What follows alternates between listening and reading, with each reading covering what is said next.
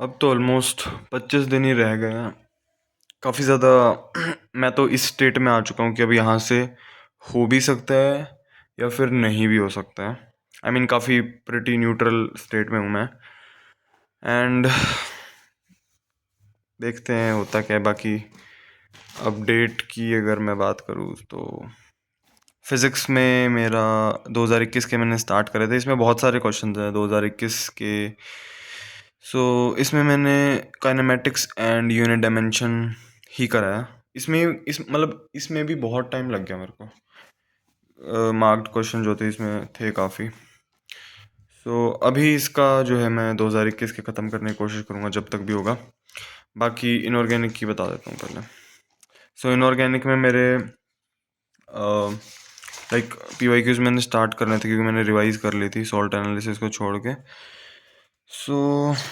मैं पीरियोडिक मेरा हो गया था एंड केमिकल बॉन्डिंग मेरा हो गया था, बट केमिकल बॉन्डिंग में मेरे 10 क्वेश्चंस डाउट थे तो ये बचे हुए थे।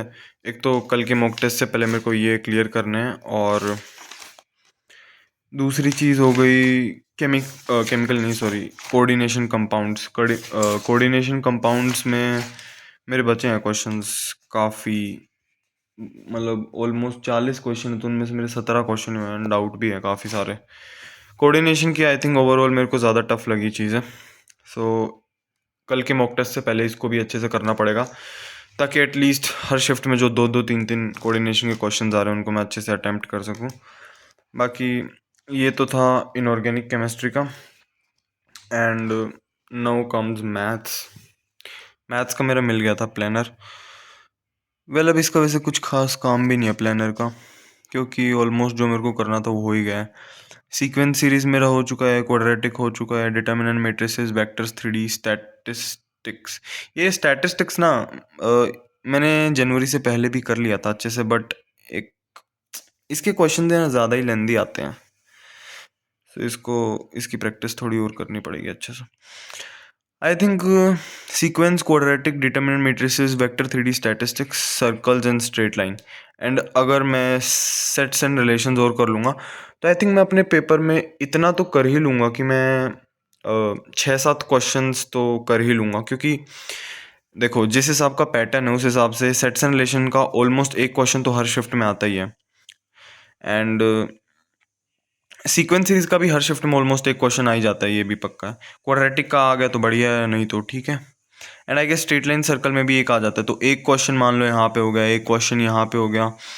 And determinant matrices and vectors 3D के अगर बात करें तो आई थिंक 4 क्वेश्चंस भी बोल सकते हैं, क्योंकि भरोसा नहीं है किसी शिफ्ट में अकेले वेक्टर्स 3D से ही 3-4 क्वेश्चन आ जाते हैं। एंड स्टैटिस्टिक्स से भी क्वेश्चन आ जाता है, स्टैटिस्टिक्स भी है। आई थिंक ये करने के बाद मैं 6-7 क्वेश्चंस तो कर सकता हूँ, बट वो अलग बात है, मेरे को टाइम काफ़ी ज़्यादा लग जाता है वो करने में, तो उसके लिए मुझे थोड़ी प्रैक्टिस और करनी पड़ेगी। खासकर मॉक टेस्ट में मेरे को थोड़ा ध्यान रखना होगा कि मैं थोड़ा जल्दी से जल्दी करने की कोशिश करूँ विद गुड एक्यूरेसी। वो चीज़ है।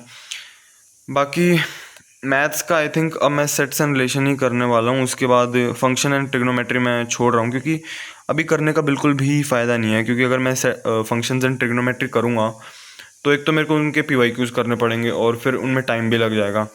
और पिछली बार मेरे साथ क्या हुआ था ना कि मैं पेपर से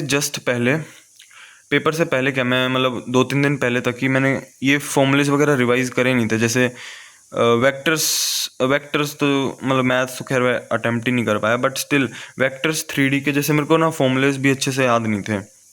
अभी तो खैर प्रैक्टिस कर रहा हूँ तो याद हो गए हैं, बट इनको रिवाइज करना पड़ेगा अच्छे से। डिटर्मिनेंट मैट्रिसेस का फॉर्मूला याद नहीं है मेरे को। स्ट्रेट लाइन सर्कल तो छोड़ ही दो, मैंने करे ही नहीं थे। क्वाड्रेटिक के भी फॉर्मूलेज मेरे को याद नहीं थे कुछ कुछ।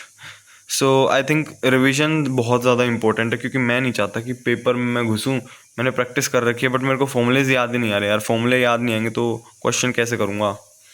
और सिमिलरली मेरे साथ ना केमिस्ट्री में भी पेपर से जस्ट पहले यही था कि यार फिजिकल केमिस्ट्री में मैं ना लिटरली एकदम ब्लैंक हो गया था फिजिकल केमिस्ट्री में पेपर से एक दिन पहले, क्योंकि मेरे को ना फॉर्मूले याद नहीं आ रहे।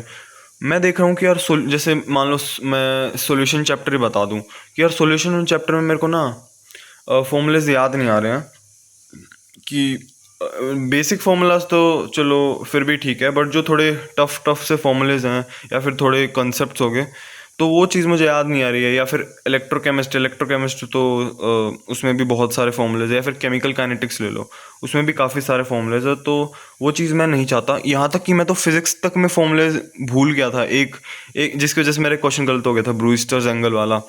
जबकि फिजिक्स में तो मैंने ना, मतलब कि ऑलमोस्ट मैंने कितनी बार आइडेंटिटी के शॉर्ट नोट से मैंने ऑलमोस्ट कम से कम 10 से 15 बार रिवाइज कर दिए थे। हर एक चैप्टर 10 से 15 बार कर दिए थे।